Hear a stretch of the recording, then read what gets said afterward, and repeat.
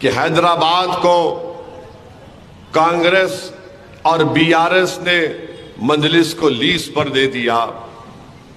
پھر آج ہم سنتے ہیں کہ کانگریس کی ایک لیڈر ہے محترمہ، ان کا نام پریانکا واڈرا ہے، وہ کہہ رہی ہیں کہ اسد الدین اویسی بی ٹیم ہے۔ پھر آپ یہ بھی دیکھتے ہیں کہ امت شاہ کہتے ہیں کہ 40 سال سے رضاکاروں کا قبضہ ہے حیدرآباد میں۔ پھر ہم یہ بھی سنتے ہیں کہ وہ بی جے پی کی امیدوار یہ کہتی ہے کہ اگر آپ مجلس کو ووٹ دیں گے، اور ایک محترمہ ہے انہوں نے کہہ دیا کہ مجلس کو ووٹ دیں گے تو پاکستان کو ووٹ دینے کے برابر ہے۔ ایک اور محترمہ آئی ہیں اور تقریر میں کہہ دیا کہ اگر ہم کو 15 سیکنڈ دے دیے تو ہم یہ کر دیں گے۔ سوال یہ پیدا ہوتا ہے، یہ ایک پارلیمنٹ کا الیکشن ہے یا پھر یہاں پر کوئی جنگ لڑی جا رہی ہے؟ ہاں، جمہوری طریقے سے جنگ لڑی جا سکتی ہے، مگر وزیر اعظم یہ کہتے ہیں کہ لیز پر حیدرآباد کو دے دیا گیا۔ بھارت کے وزیر اعظم، آپ اس طرح کا بیان دے کر موڈی، تم نے حیدرآباد کی عوام کی توہین کی ہے۔ یہ انسانوں کی بستی ہے، یہ غلاموں کی بستی نہیں ہے، ہم کوئی بھیڑ بکریاں نہیں ہیں، یہاں پر ہم انسانوں کی طرح رہتے ہیں۔ یہ بولنا کہ لیز پر دے دیا گیا ہے، لیز پر کس کو دیا گیا ہے بتاؤ موڈی؟ میں بتاتا ہوں تم کو۔ نریندر موڈی کی ذہنیت یہ ہے کہ بھارت کی نریندر موڈی نے 10 سال میں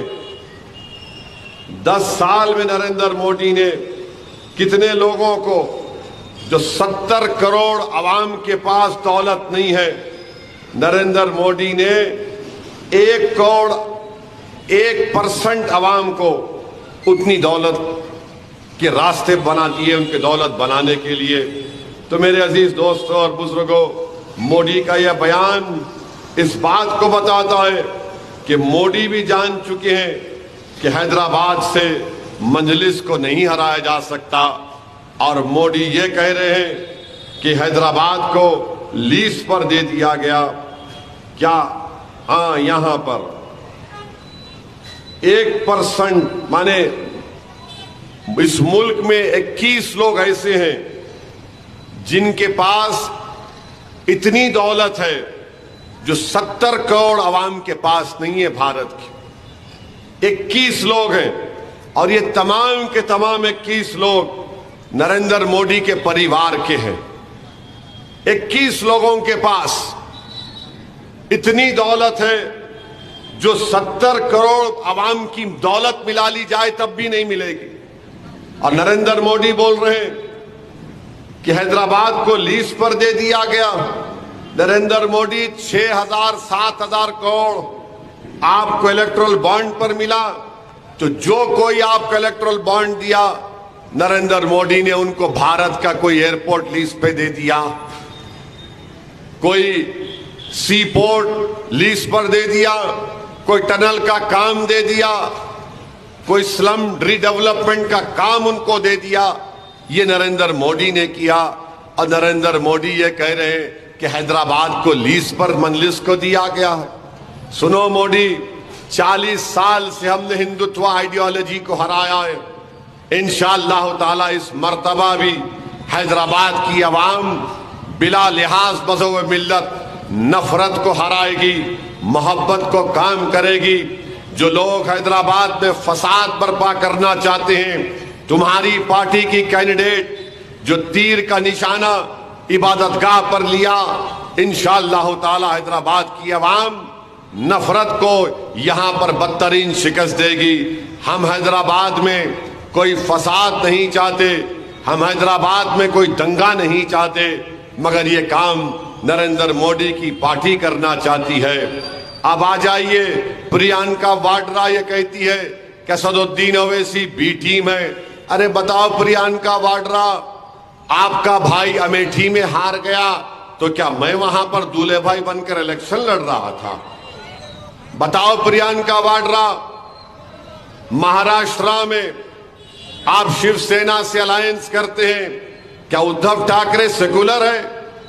وہ शिव सेना जिसके लोग 6 दिसंबर के दिन कहते हैं कि हमने जाकर वहां पर बाबरी मस्जिद को शहीद किया, आप उनके साथ बैठे हुए हैं। बताओ प्रियंका वाड्रा, पिछले बार 190 सीटों पर आपका और बीजेपी से मुकाबला हुआ, मैं नहीं था, आप 16 सीट जीते और मां बाकी सीट पर बीजेपी कामयाब हो गई। अब के बार शायद 200 कितने, अब इस इलेक्शन में एग्जैक्ट नंबर ये है, कितना नंबर है, एग्जैक्ट नंबर ये है कि इस इलेक्शन में 300 सीट पर आप लोग मुकाबला कर रहे हैं। आप लिखकर बोल दो कितने सीट आप लोग जीतेंगे।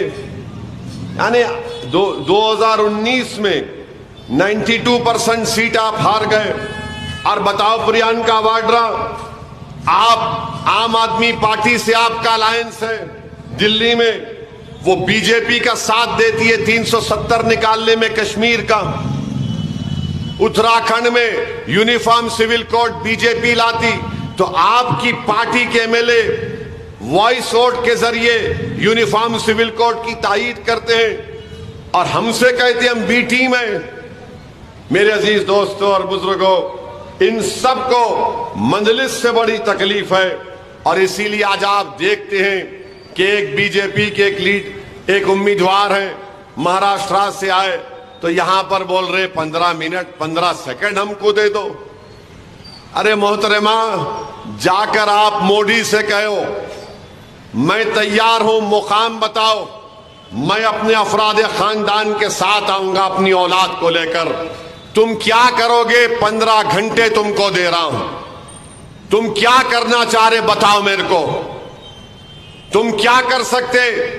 तुम इखलाक पीलू खान रकबर की तरह तुम वही सलूक कर सकते, या तुम मुख्तार या फिर जिसको गोली मार दी गई तुम वो कर सकते।